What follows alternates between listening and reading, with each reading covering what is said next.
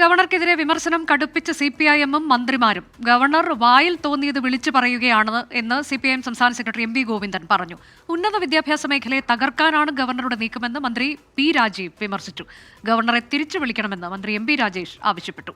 Governor ക്യാമ്പസിലെത്തി പ്രശ്നങ്ങൾ ഉണ്ടാക്കുന്നു എന്നായിരുന്നു മന്ത്രി ഡോക്ടർ R ബിന്ദുവിന്റെ വിമർശനം. കാലിക്കറ്റ് സർവകലാശാലയിലെ പ്രശ്നങ്ങളെ മുൻനിർത്തി ഗവർണർക്കെതിരായ നിലപാട് ശക്തമാക്കുകയാണ് CPIM-ഉം മന്ത്രിമാരും. RSSുമായി ചർച്ച നടത്തിയാണ് ഗവർണർ പ്രസ്താവന നടത്തുന്നതെന്ന് CPIM സംസ്ഥാന സെക്രട്ടറി MV ഗോവിന്ദൻ. രാഷ്ട്രപതി ഭരണം കാണിച്ച് ഭയപ്പെടുത്താൻ നോക്കേണ്ട. വായിക്ക് തോന്നിയത് വിളിച്ചു പറയുക എന്നുള്ളതാണ് ഗവർണർ എടുത്തുകൊണ്ടിരിക്കുന്ന ഒരു നിലപാട്. ഒരു സ്ഥാനത്തിരിക്കുമ്പോൾ ആ സ്ഥാനത്തിൻ്റെ വലിപ്പം എന്താണെന്ന് മനസ്സിലാക്കാൻ സാധിക്കാതെ RSSൻ്റെ നേതൃത്വവുമായിട്ട് BJPയുടെ നേതൃത്വവുമായിട്ട് ചർച്ച ചെയ്ത് ആ ചർച്ച ചെയ്തതിനെ അടിസ്ഥാനപ്പെടുത്തിയിട്ടുള്ള സ്റ്റേറ്റ്മെൻറ്റ് പുറപ്പെടുവിക്കുന്ന ഒരവസ്ഥയിലേക്ക് കേരളത്തിലെ ഗവർണർ എത്തിയിരിക്കുന്നു എന്നുള്ളതാണ് വളരെ അപകടകരമായ ഒരവസ്ഥ.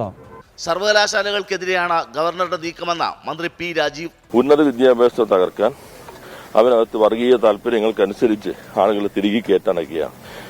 ഒരു ചോദ്യത്തിന് അദ്ദേഹം മറുപടി പറഞ്ഞില്ല. എങ്ങനെ ഈ പേരുകൾ നോമിനേറ്റ് ചെയ്തു? കേരളത്തിനെതിരെ ഗവർണർ എന്ന പോലെ തന്നെ യൂണിവേഴ്സിറ്റിക്കെതിരെ ചാൻസലർ എന്ന തനിക്ക് തന്റെ ഒപ്പിൽ മാത്രം തുടരുന്ന ഒരു ചുമതല വെച്ച് അദ്ദേഹം ഒരു കേരളത്തിനെതിരെ നിലപാട് സ്വീകരിക്കുന്നു. അപ്പോൾ ഗവർണറായി തുടരാൻ അദ്ദേഹത്തിന് യഥാർത്ഥത്തിൽ അവകാശമില്ല.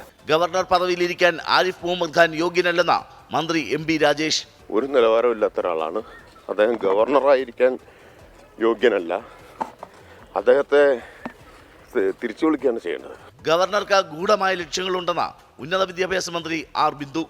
ഗവർണറുടേത് സംസ്ഥാനത്തിന് ചേരാത്ത പദപ്രയോഗമാണെന്ന മന്ത്രി സജി ചെറിയാനും ഗവർണർക്ക് പ്രത്യേക അജണ്ടയെന്ന മന്ത്രി KN ബാലഗോപാലും ആരോപിച്ചു.